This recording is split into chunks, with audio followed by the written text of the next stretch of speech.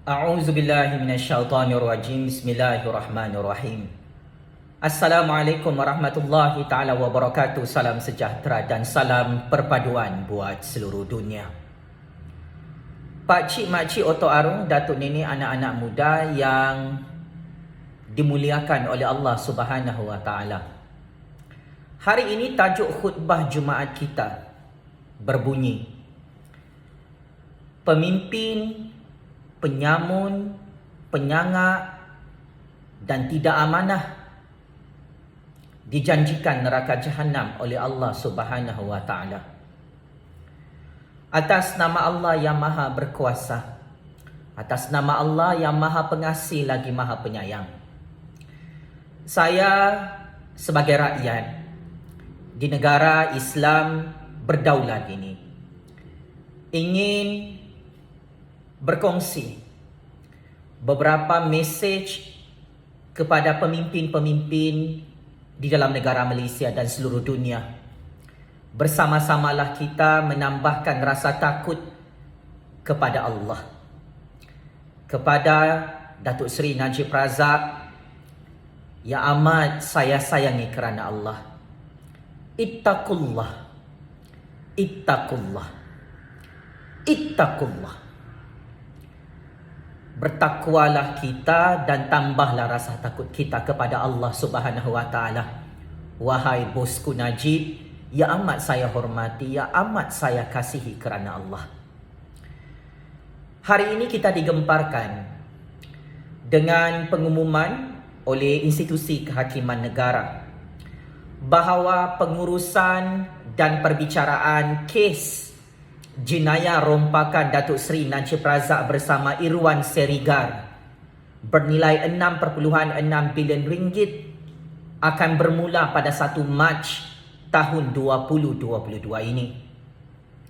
Paling mengejutkan, paling mengerikan, Mahkamah Tinggi Kuala Lumpur menetapkan 1 Mac 2022 bagi permulaan pengurusan kes jenayah Datuk Seri Najib Razak dan bekas Ketua Setiausaha Perbendaraan Tan Sri Muhammad Irwan Serigar Abdullah berhubung 6 pertuduhan jenayah rompakan dan pecah amanah bernilai 6.6 bilion ringgit.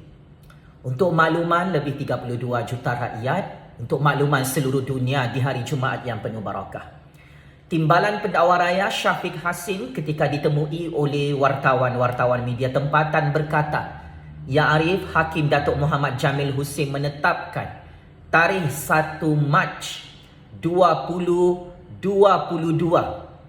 sebagai pengurusan kes jenayah rompakan bosku Najib dan Irwan Serigar bernilai 6.6 bilion ringgit tersebut. Untuk makluman pak cik, mak cik, otok arung, datuk nenek, anak-anak muda yang cerdik pandai di luar sana, sememangnya kita amat kasihan dan amat terkejut apabila bosku Najib bersama konco-konconya terus kantoi dalam bermacam-macam dosa merompak, mencuri, pecah amanah dan rasuah di dunia ini. Saya suka untuk memetik yang mana satu hadis sahih daripada Saidina Abdullah bin Amr radhiyallahu anhu. Dia berkata Rasulullah sallallahu alaihi wasallam melaknat pemberi rasuah dan pemberi rasuah. Nabi Muhammad sallallahu alaihi wasallam pernah berkhutbah dengan tegas. Hai orang banyak, orang-orang yang sebelum kamu menjadi sesat jalan disebabkan apabila seorang bangsawan mencuri, mereka biarkan saja tidak dihukum. Tetapi kalau seorang yang lemah rakyat biasa mencuri, mereka lakukan hukuman kepadanya. Demi Allah, seandainya Fatimah anak Muhammad mencuri, nescaya Muhammad akan memotong tangan anaknya itu. Hadis riwayat Al-Bukhari. melalui peringatan Rasulullah sallallahu alaihi wasallam membuktikan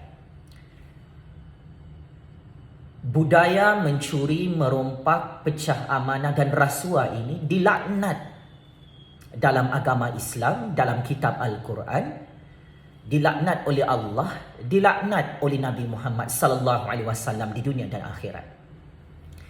Maka kenapa Datuk Seri Najib Razak terus dihambat dan dihimpit dengan pertuduhan dan pendakwaan serta perbicaraan mahkamah di dunia ini kerana beliau terbukti adalah pemimpin yang perompak, pencuri dan tidak amanah.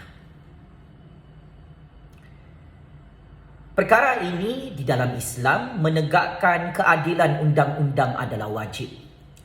Menegakkan kedaulatan undang-undang dalam hukum hakam Allah dalam kitab Al-Quran adalah wajib. Untuk memberi hukuman yang adil dan setimpal kepada pemimpin pencuri, penyamun, penyangat di dunia ini, potong tangan adalah hukuman yang seadil-adilnya. Maka tidak menghairankan dan tidak mengejutkan apabila bosku Najib terus ditarbiyah oleh Allah Subhanahu wa taala dengan ujian-ujian dunia, dengan hukuman-hukuman dunia.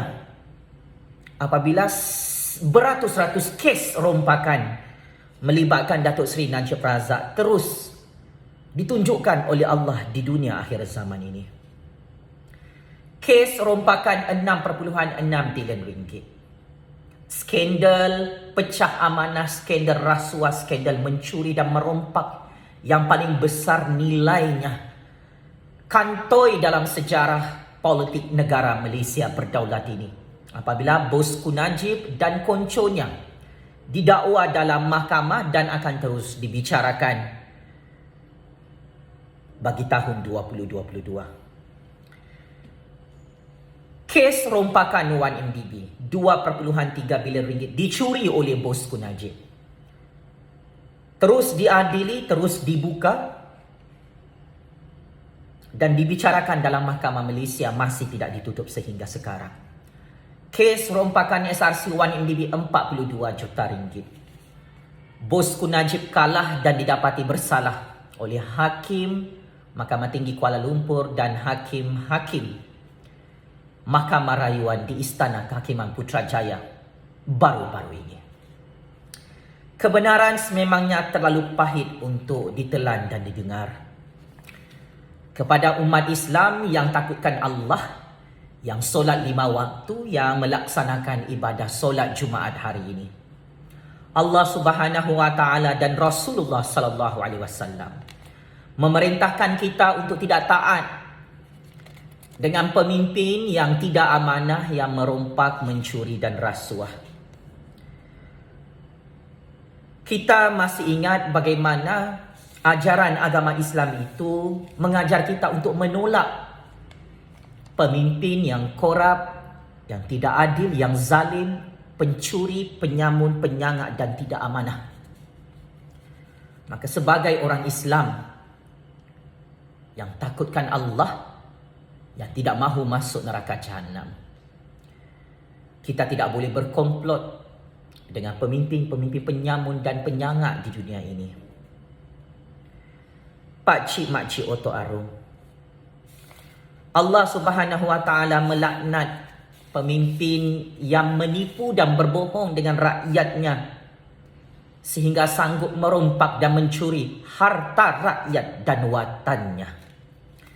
Daripada Ma'qil bin Yasir Al-Muzani radhiyallahu anhu, sesungguhnya aku mendengar Rasulullah sallallahu alaihi wasallam bersabda, tidak ada seorang hamba yang diberikan tanggungjawab memelihara rakyat sedangkan dia mati dalam keadaan menipu rakyatnya, melainkan Allah mengharamkan baginya syurga.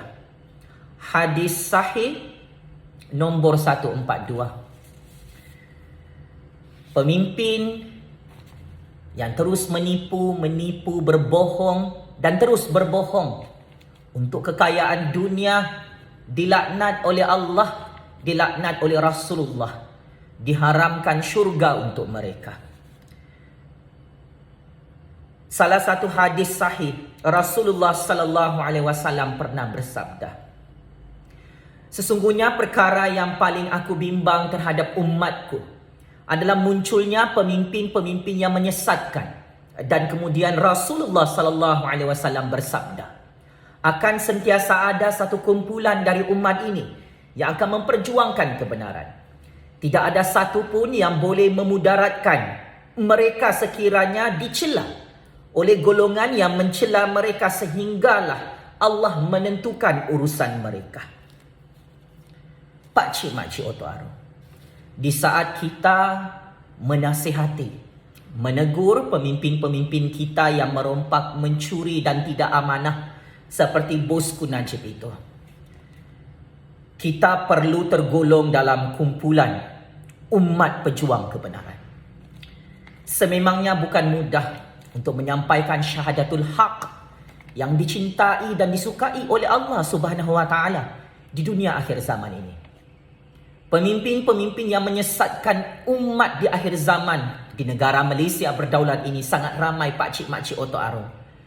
Di depan rakyat berlagak suci seperti malaikat, seperti nabi, seperti rasul. Ada yang berlagak suci seperti Tuhan, mengalahkan Allah Subhanahu wa taala.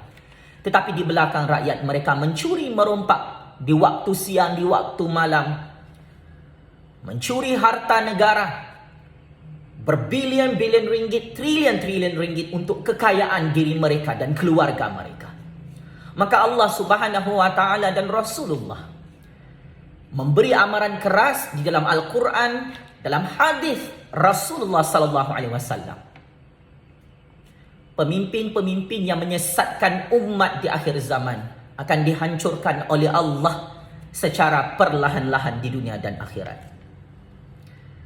Bosku Najib, Zahid Ponorogo, bosku Rosmah, wahai pemimpin-pemimpin dalam kerajaan dan pembangkang, ya amat saya sayangi kerana Allah. Siapapun pemimpin yang menipu rakyatnya, maka tempatnya di neraka. Hadis riwayat Ahmad.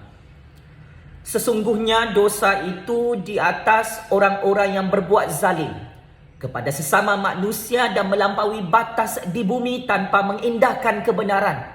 Mereka itu dapat siksa yang pedih. Sungguh, manusia yang paling dicintai Allah pada hari kiamat dan paling dekat kedudukannya di sisi Allah ialah pemimpin yang adil. Orang yang paling dibenci Allah dan paling jauh kedudukannya dari Allah adalah pemimpin yang zalim. Hadis riwayat Tirmizi. Begitulah peringatan-peringatan kebenaran yang disampaikan oleh Rasulullah sallallahu alaihi wasallam kepada umat manusia. Saya amat yakin dan percaya budaya perebutan kuasa dalam siasah, dalam politik dunia akhir zaman ini sudah menjadi budaya kebiasaan.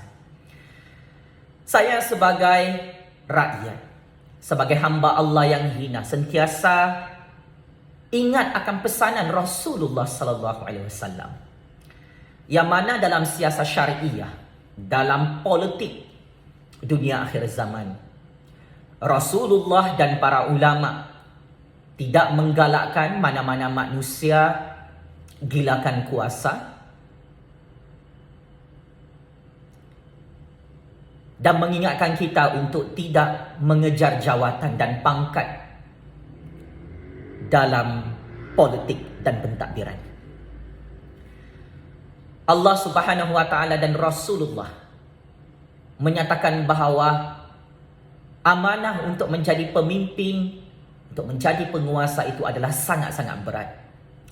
Dan kebanyakan yang masuk dalam neraka jahanam adalah pemimpin-pemimpin yang tidak amanah, yang merompak dan mencuri, yang telah dirakamkan oleh Allah dalam Al-Quran, yang dirakamkan oleh Rasulullah dalam hadis baginda.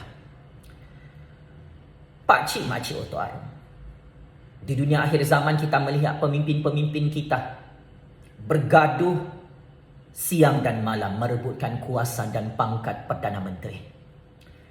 Mereka merebutkan jawatan itu supaya mereka boleh merompak dan menjadi kaya raya 7 keturunan di negara ini. Maka saya dengan rasa rendah diri sebagai generasi baru. Kita sebagai rakyat tanpa mengira bangsa, tanpa mengira agama perlu bersatu padu untuk mengenal mana pemimpin yang baik, mana pemimpin yang tidak amanah, mana pemimpin yang zalim, mana pemimpin yang menyayangi rakyatnya. Kita rakyat perlu menilai dengan iman dan mata hati kita manakah pemimpin yang perompak, penyangak, tamak halobah, mencari habuan-habuan kekayaan dunia di negara ini untuk kepentingan peribadi mereka, dan mana pemimpin yang benar-benar amanah, yang tidak merompak duit rakyat dan negaranya. Pak Cik Mak Cik Oto Arum, semoga apa yang kita lihat dalam kehidupan Bosku Najib, Zahid Ponorogo, Rosmah dan konco-konco mereka, termasuk Lim Kuan Eng dan pemimpin-pemimpin pembangkang Sheikh Sadiq yang ada kes rompakan, kes pecah amanah, kes jenayah rasuah ini, menjadi ibrah pengajaran, menjadi asbab, menjadi perantara untuk kita rakyat takut dengan hukuman Allah di dunia dan akhirat. Inilah salah satu cara Allah memberikan rahmat dan hidayahnya kepada Bosku Najib, Zahid Ponorogo, Rosmah, pemimpin-pemimpin penyamun dalam UMNO, pemimpin-pemimpin penyamun seperti di dalam Pakatan Pembangkang itu sendiri. Sememangnya di dunia ini, rule of law, kedaulatan undang-undang sudah lama dilaksanakan oleh Allah Subhanahu wa taala, oleh Rasulullah sallallahu alaihi wasallam dalam kitab Al-Quran beratus-ratus tahun dahulu. Maka sesiapa pun yang merompak dan mencuri, lambat atau cepat, sama ada mereka kaya atau selamat dan bebas, Allah Subhanahu wa taala yang maha berkuasa akan menghukum pemimpin-pemimpin dan penguasa yang merompak dan mencuri tanpa ada rasa takut kepada Allah di neraka Jahannam satu hari nanti. Kita sebagai rakyat tidak boleh menjadi penyokong, tidak boleh menjadi pengikut kepada pemimpin penguasa yang menghalalkan dosa-dosa merompak dan mencuri yang sudah diharamkan oleh Allah dalam Al-Quran. Pak Cik Mak Cik Oto Arum, sepanjang kehidupan Rasulullah sallallahu alaihi wasallam menjadi pemimpin yang hebat dalam sejarah ketamadunan manusia, Nabi Muhammad sallallahu alaihi wasallam tidak pernah merompak dan mencuri sehingga di akhir kehidupan Rasulullah sallallahu alaihi wasallam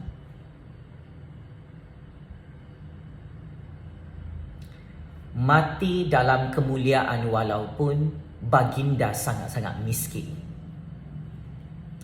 Allah Subhanahu wa taala mengutuskan malaikat Jibril untuk bertanya kepada Rasulullah sallallahu alaihi wasallam, "Wahai Muhammad, kamu mahu menjadi raja yang kaya berkuasa di dunia atau mahu menjadi pemimpin yang miskin?" Apa jawaban Rasulullah sallallahu alaihi wasallam di hadapan Allah, di hadapan malaikatnya? Rasulullah menjawab, baginda mahu menjadi pemimpin yang miskin, berkuasa di dunia. Kemuliaan dan ketertinggian kekasih Allah bernama Nabi Muhammad itu perlu menjadi rujukan kepada semua pemimpin di seluruh dunia. Memang sangat susah untuk kita mencari pemimpin di dunia akhir zaman ini yang tidak merompak, yang tidak mencuri, yang miskin, Pak Cik Mak Cik Oto Arum.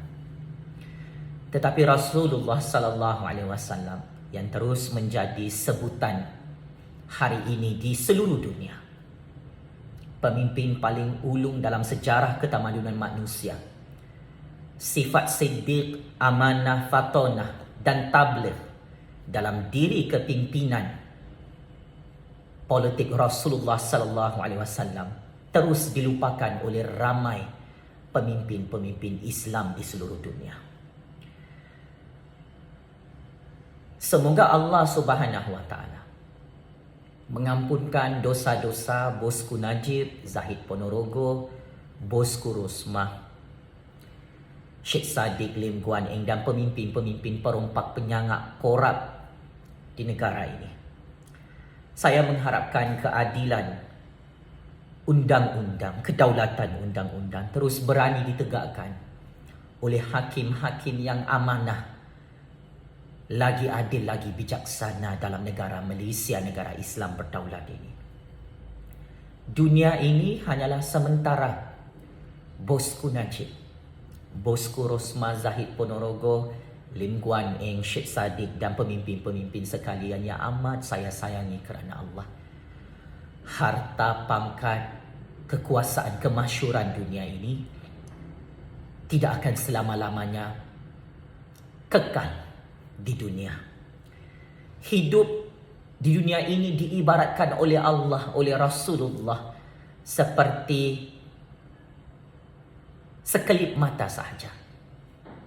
Sama ada hidup 100 tahun atau hidup 50 tahun atau hidup 200 tahun sekalipun, itu adalah sangat singkat untuk kita berlumba-lumba mengejar kekayaan dunia, memperhambakan diri kita kepada dunia sementara ini yang tidak akan kekal selamanya. Biarlah kita menjadi manusia yang terus beriman dan bertakwa kepada Allah. Dunia ini hanyalah persinggahan, bosku Najib.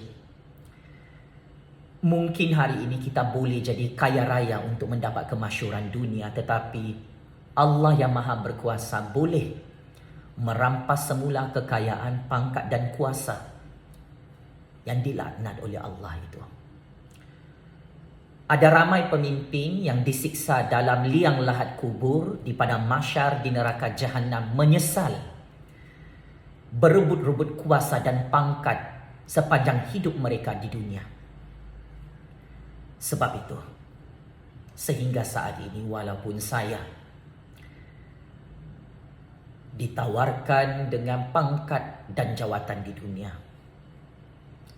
saya tolak baik-baik Pak Cik Makcik Oto Arom kerana saya rasa saya tidak layak untuk menjadi pemimpin.